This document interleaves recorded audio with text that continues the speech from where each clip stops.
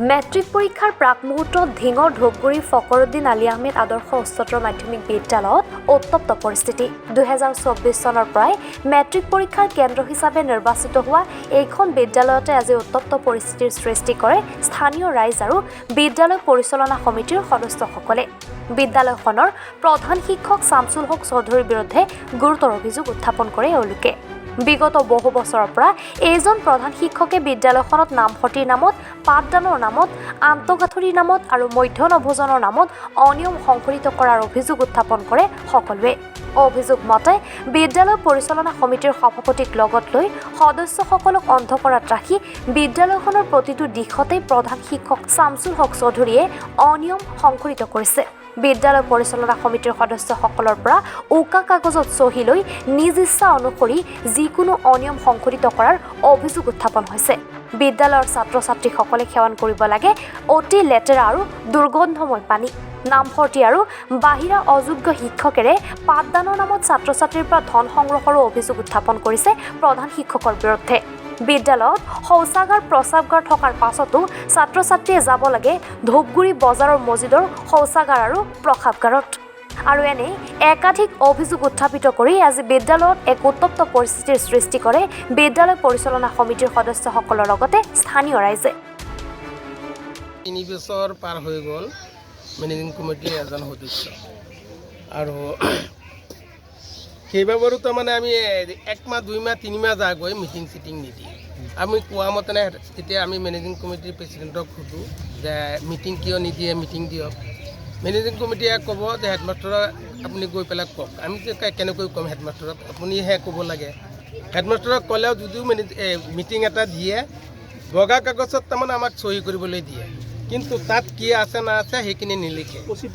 2 দিন আমি 3-4 বাৰ তাৰমানে আমি তেনেকৈ চহী কৰিলোঁ, কৰাৰ পিছত এদিন তাৰমানে চহী কৰা নাই।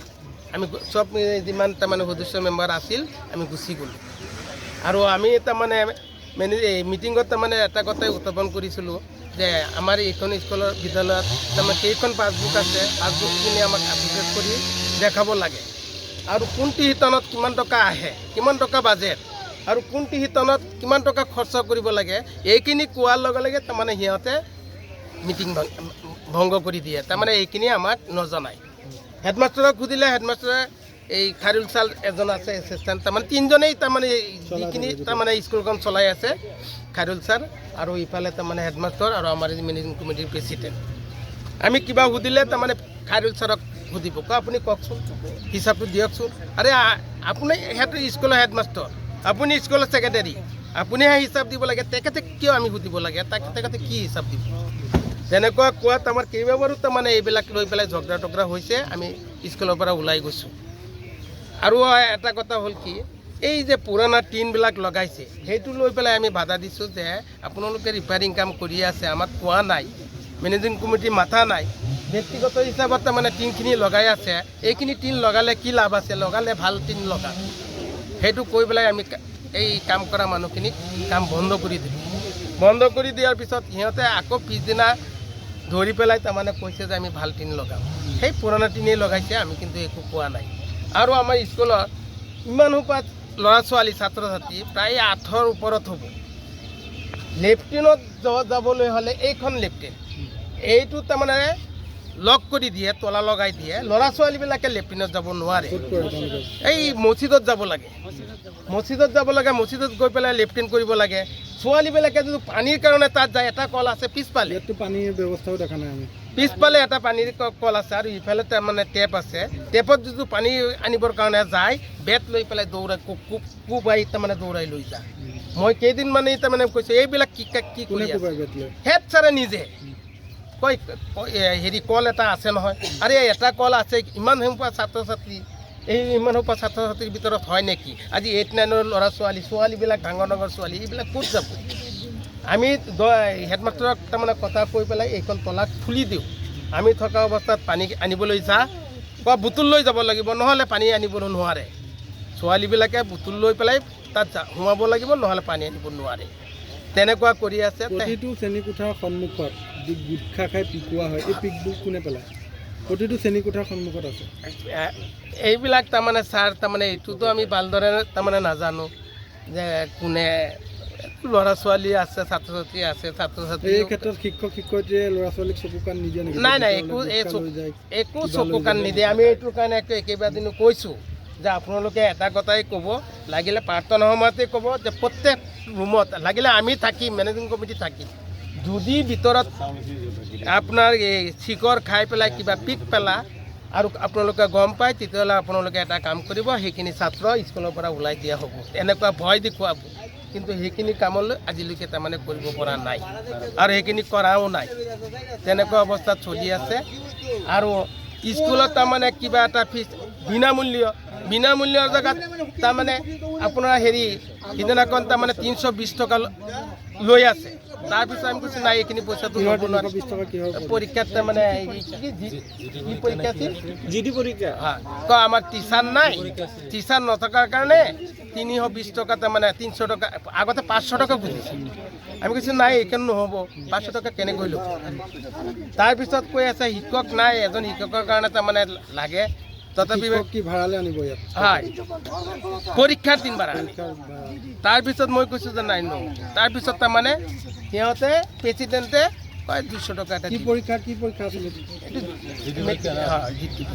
তাৰপিছত আপোনাৰ প্ৰেচিডেণ্টে ক'লে 200 টকা আমি বনাই দিলোঁ, 200 টকাই লওঁ, আমি মানি গৈছোঁ। কিন্তু ল'ৰা ছোৱালীৰ পৰা 320 টকা লৈছে আৰু 120 টকা বেছি লৈছে। সেইটো আমি বহুত দুখ পাইছোঁ, আমি বহুত কষ্ট পাইছোঁ। আমি মেনেজিং কমিটিৰ সদস্য মেম্বাৰ হিচাপত প্ৰেচিডেণ্টে কিবা এটা কথা কৈছে, সেইখিনি আমি মানি গৈছোঁ 200 টকাত। আকৌ 320 টকা প্ৰত্যেকটা ছাত্ৰৰ পৰা তাৰমানে 320 টকা লৈছে। ছাত্ৰ ছাত্ৰী হ'ল আপোনাৰ 320টা নে 22টা ছাত্ৰৰ পৰা 320 টকা পাৰ প্ৰতি তাৰমানে এজনৰ পৰা লৈছে। ইয়াৰ সলনি কি 320 টকাকৈ যে টকা লৈছে, ৰচিদ দিছিল নেকি কিবা? নাই, একো দিয়া নাই।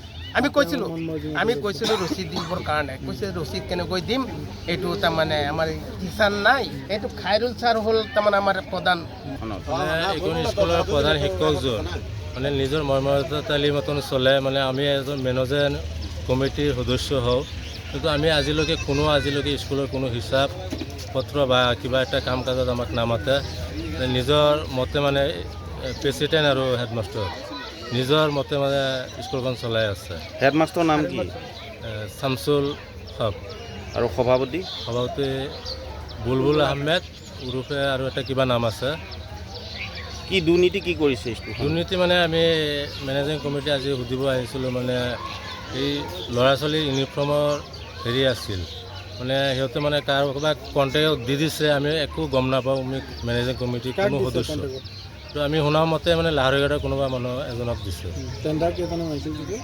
টেণ্ডাৰ 4জনে মাৰিছে বুলি শুনিছোঁ। তাৰে মানে এই ধুপগুৰিৰ ওচৰ পাজৰ কোনো মানুহে পোৱা নাই?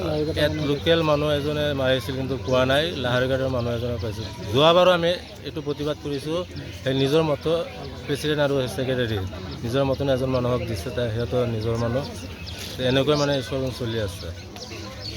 আৰু ইতিমধ্যে দেখা পোৱা গৈছে যে যি বস্তু বনাই খুওৱা হয় ল'ৰা ছোৱালীক, মানে একদম এইখন স্কুলত একদম নিম্ন শ্ৰেণীৰ খাদ্য খুৱাই, এইবিলাক লৈ আমি ডেইলি মানে একপাক আহোঁ। মানে দালি আৰু আলু পিটিকা বনাইছে। চৰকাৰৰ ফালৰ পৰা কি খুৱাবলৈ হয়? আজি বৃহস্পতিবাৰ, পোলাও আছে, এদিন আকৌ খিচুৰি আছে, এইবিলাক মানে এদিনো আমি দেখা নাপাওঁ। মানে আজি কি কি বনাইছে? আজি দালি আৰু আলু পিটিকা। এক কদৰ্যময় পৰিৱেশ যি বনোৱা স্থান আছে, তাৰ কাষতে যি বাচনবিলাক ধোৱা হয়, তাৰ কাষতে পানী আহি ছিটিকি পৰে। পানীৰ কোনো সুবিধাও নাই। এটা দমকল, এখন দমকলত গোটেই ছাত্ৰ ছাত্ৰী 8-9 ছাত্ৰ ছাত্ৰী এখন দমকলতে চলে। এতিয়া দেখা গৈছে যে অহাকালিৰ পৰা ইয়াতে মেট্ৰিক পৰীক্ষা হ'ব এই কেন্দ্ৰটোত, আৰু দেখা গৈছে যে এই বিদ্যালয়ে গোটেই টিং বা এনেকুৱা চালি যি চব ফুটা, এই দিশত প্ৰধান শিক্ষকে যিটো আৰ্ট ফিলিং বা তথা উন্নয়নৰ নামত যিটো টকা চৰকাৰে দিয়ে, এই টকা কি সদব্যৱহাৰ হোৱা নাই নেকি? নাই, এইবিলাক সদব্যৱহাৰ হোৱা নাই। আৰু আমি আজিলৈকে মেনেজিং কমিটি আজিলৈকে পূৰা হিচাপটো আজিলৈকে আমি পোৱা নাই। এইখন বিদ্যালয়ত কেইখন পাছবুক আছে আমি আজিলৈকে গম নাপাওঁ। তেওঁলোকে হিচাপ নিদিয়ে, নিদিয়ে, হিচাপ নিদিয়ে। কি মাষ্টৰে কিয় পইচা লৈছিল তোমালোকৰ পৰা? আমাৰ ইয়াৰ GD প্ৰেক্টিকেল যিটো আছে, মানে প্ৰেক্টিকেল কৈছে যে আমাৰ টিচাৰ নাই, ভাড়া কৰি টিচাৰ এটা আনিছে। মানে এনেকুৱা টিচাৰ আমাক বুজাবলৈ মানে জ্ঞান মানে একো নাই, মানে আমি ধৰিব পাৰোঁ যে বুজাবলৈ তাৰ জ্ঞান নাই, এনেকুৱা টিচাৰ আনিছে। তুমি কিহত পঢ়া? মই ক্লাছ 10ত পঢ়োঁ, এইবাৰ মেট্ৰিক দিম। তোমাৰ পৰা পইচা কিমান লৈছে? পইচা 500কৈ দিবলৈ কৈছিলে, টিচাৰ আনিছে ভাড়া কৰি, 500কৈ দিবা তোমালোকে। পিছত কৈছোঁ যে আমাৰ টিচাৰ নালাগে, ভালকৈ বুজাবই নোৱাৰে, এনেকুৱা টিচাৰ আমি কেনেকৈ মানে পঢ়িম কেনেকৈ। পিছত কৈছে যে হ'ব তহঁতে বুজি ল'বি। এতিয়া মই টিচাৰ আনিছোঁ, তহঁতে মানা নাই, তহঁতে বুজি ল'বি পৰীক্ষাত। পিছত এয়া প্ৰেক্টিকেল, আমাৰ যিটো প্ৰেক্টিকেল আছিল, কৈছে যে প্ৰেক্টিকেলত তহঁত টিচাৰ নাই, তেনেহ'লে তহঁতে 320 টকাকৈ দে, আমি প্ৰেক্টিকেলত তহঁতক 50ৰ পৰা 48 পোৱাই দিম, মানে 50ৰ পৰা 48 পোৱাই দিব 320 টকা দিলে। পিছত কৈছোঁ হ'ব ছাৰ, এনেকুৱা হ'ব। হেডমাষ্টাৰে কৈছে। পিছত হ'ব। পিছত আৰু এজন এয়া দুটা কৰ্মচাৰী ৰাখিছে চাগে, এই দুটা আহে আৰু কয় ডিছকাউণ্ট মিলাই কিবা 300 টকা ৰাখিব কৈছে। পিছত আমি কৈছোঁ যে নহয়, দিব নোৱাৰোঁ, এইবিলাক আমাৰ নালাগে। কৈছে নিদিলে ফেইল কৰিবি, তেনেহ'লে প্ৰেক্টিকেলত নম্বৰ নাপালে কেনেকৈ পাছ কৰিবি। আমি পিছত এয়া শুনি পেলাই দিছোঁ পইচাটো দিলোঁ। দিয়াৰ পিছত পিছত যে কাপোৰটো দিব, মানে প্ৰেক্টিকেলৰ কাপোৰ আছে, কাপোৰ কাটি আমি পেন বনোৱাই দেখুৱাব লাগে, এই কাপোৰটো আমি কিনিবলগীয়া হ'ল। কৈছে যে কাপোৰটো তোমালোকে দি দিম, কাপোৰটো কিনিবলগীয়া হ'ল। ঢিঙৰ পৰা ছাইদুল ইছলামৰ ৰিপৰ্ট, এনি ভাৰত 24।